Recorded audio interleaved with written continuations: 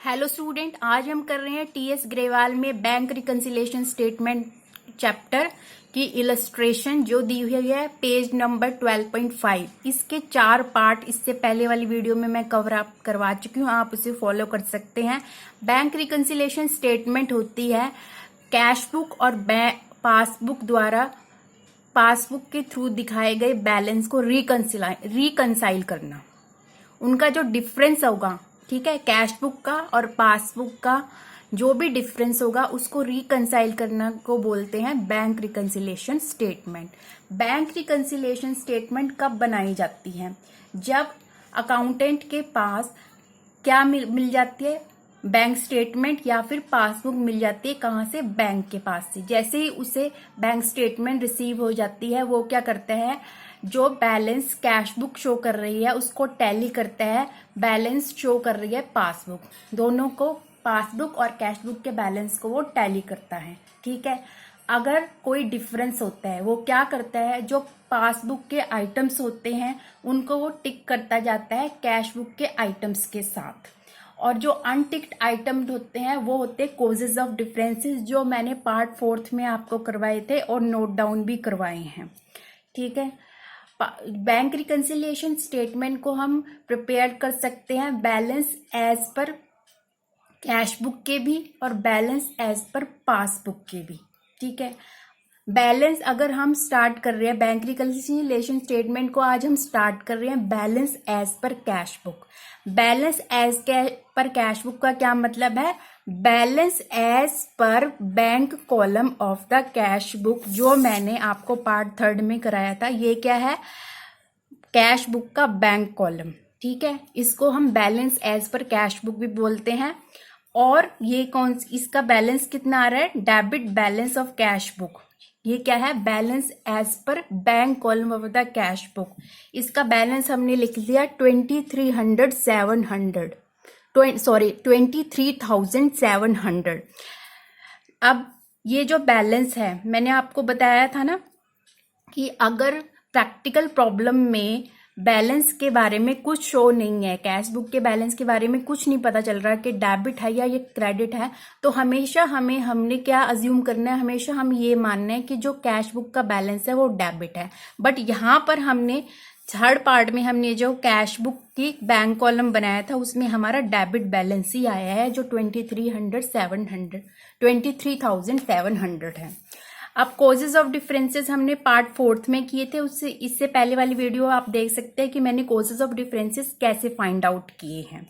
अब देखिए, cheque ₹10,500 deposit into the bank by M Mohan and company but not credit by bank. अब हम जब balance as per cash book दिया हुआ है हमें, तो हमने क्या किया है, हमने बैंक से बैंक स्टेटमेंट रिसीव की है ना, तो हम क्या करेंगे? अब दोनों को रिकंसाइल करेंगे। तो जब हम balance as per cash book ले लिया तो हमें पता करना है ना कि पासबुक में क्या चेंजेस हुए हैं, इसलिए हमें पासबुक के अकॉर्डिंग चलना पड़ेगा ताकि हमारा जो बैलेंस है एज पर पासबुक आ जाए। इसका जो आंसर अराइव्ड होगा वो बैलेंस एज पर पासबुक होगा, और वो बैलेंस कौन सा होगा? वो क्रेडिट बैलेंस होगा। अब हमें पासबुक के चेंजेस को जानना है, इसलिए हम balance as per cash book को according to the passbook changes लेंगे, जो चेंजेस इन पासबुक हुए उसके अकॉर्डिंग लेंगे। चेक जो है 10,500 का बैंक में डिपॉजिट तो करा दिया, पर बैंक ने क्रेडिट ही नहीं किया, तो पासबुक में क्यों वो क्रेडिट हुआ ही नहीं है, तो हमें क्या करना है? हमें लेस कर देना है, किसमें? कैश बुक में। Check deposited by bank, deposited into bank by M. Mohan and company but not credited by bank, इसलिए हम लेस कर देंगे क्योंकि पासबुक में तो ऐड हुआ ही नहीं ना। चेकबुक में से तो क्या नाम है, हमने कैश बुक में एंट्री कर ली और बैंक में चेक भी लगा दिया, पर बैंक ने उसे क्रेडिट ही नहीं किया, तो हम क्या करेंगे? कैश बुक में से उसे लेस कर देंगे। 10,500.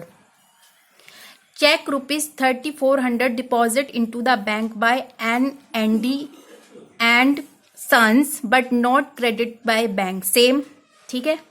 चेक जो है बैंक में तो लगा पर बैंक ने उसको क्रेडिट नहीं किया। कैश बुक में तो एंट्री हो गई पर बैंक में एंट्री नहीं हुई है। हमें पासबुक के अकॉर्डिंग चलना है ना, पासबुक मतलब बैंक स्टेटमेंट के अकॉर्डिंग चलना है। तो हम क्या करेंगे, हम कैश बुक में से भी इसे हटा देंगे, लेस कर देंगे। Cheque deposited into bank by N&D and Sons but not credited by bank। कितना है 3,400, इसको भी हम लेस कर देंगे। चेक इशू टू के Nagpal and company of ₹7,300 but not presented for payment by party. ठीक है, चेक तो काट दिया, ठीक है, चेक कट चुका है। चेक कहाँ से कटा है, बैंक से। बैंक से चेक तो कट गया पर पार्टी ने क्या किया है, चेक को बैंक में पेमेंट के लिए प्रेजेंट किया ही नहीं। ठीक है, चेक कट गया है पर पेमेंट के लिए बैंक में चेक लगा ही नहीं। ठीक है, तो ना तो बैंक ने डेबिट किया ना बैंक में क्रेडिट किया, तो जो चेक कट गया है उसे हम ऐड बैक कर देंगे। ठीक है, चेक बैंक ने काटा तो है,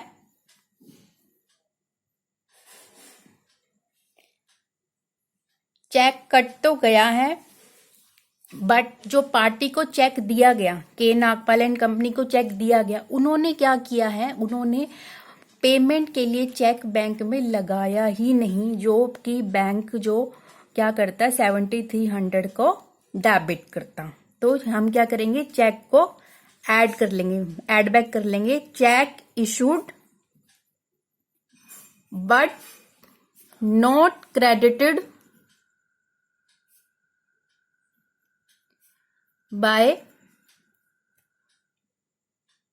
but not presented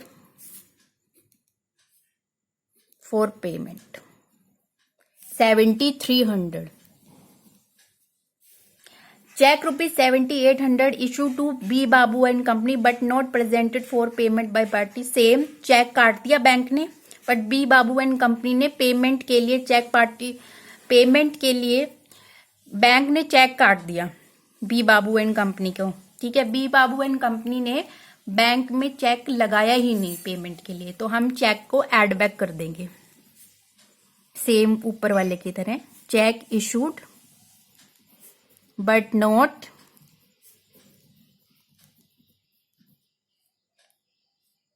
presented for payment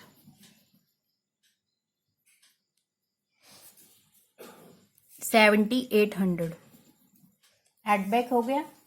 उसके बाद देखिए insurance premium ₹2,500 paid by bank as per standing instruction but not recorded in cash book. ठीक है, बैंक ने क्या किया है, बिजनेस ऑर्गेनाइजेशन की इंस्ट्रक्शंस पे इंश्योरेंस प्रीमियम पे कर दिया, पे तो कर दिया, और पर बिजनेस ऑर्गेनाइजेशन को कब पता चलेगा, जब बैंक स्टेटमेंट बैंक से रिसीव हुई।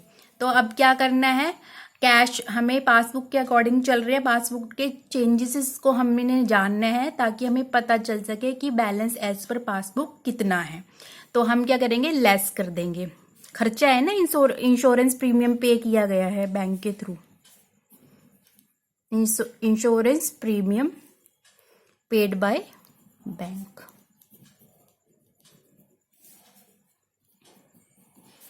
लेस, नेक्स्ट वो क्यों लेस हो रहा है, बैंक चार्जेस बैंक ने चार्ज कर दिए ₹100 के but not recorded in cash book, क्योंकि कैश बुक में तो तभी रिकॉर्ड होंगे ना जब बैंक स्टेटमेंट बैंक से रिसीव होगी। तो अब पता चला है, तो अब बैंक चार्जेस जो है वो लेस हो जाएंगे। Bank charges charged by bank ₹100 के। अब यहाँ पर हमें क्या करना है, नेक्स्ट है interest collected on government securities of ₹2,000 by the bank but not recorded in cash book. Cash book में रिकॉर्ड नहीं हुआ है, ठीक है।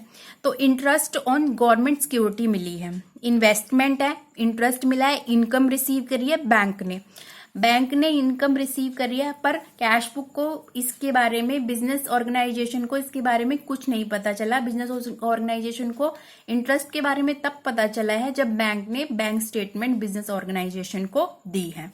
तो हम क्या करेंगे, ये हमारी इनकम है तो कैश बुक में इनकम ऐड कर देंगे, interest collected on government securities. कितने का है, 2000 का। अब इसका हम टोटल लगा लेंगे, टोटल लगा के आप चेक कर सकते हैं। अब हमारा आंसर आ गया है 24,300। आप चेक कर सकते हैं, ये आया है बैलेंस एज पर पासबुक। और ये कौन सा बैलेंस होगा, ये होगा balance as per passbook credit balance. ऐसा क्यों होता है, ऐसा इसलिए होता है कि जो आइटम कैश बुक में डेबिट साइड रिकॉर्ड होती हैं वो टैली होनी चाहिए उन आइटम से जो पासबुक में क्रेडिट साइड रिकॉर्ड हो रखी हैं, इसलिए ये क्रेडिट बैलेंस है यहाँ पे। और इसी तरह से जो item credit side cash book में रिकॉर्डेड हो रखी हैं वो टैली होनी चाहिए जो आइटम्स रिकॉर्ड हो रखी हैं डेबिट साइड पासबुक में। आई होप आपको आज की प्रैक्टिकल प्रॉब्लम समझ में आई होगी। मिलेंगे नेक्स्ट वीडियो में। Thank you so much.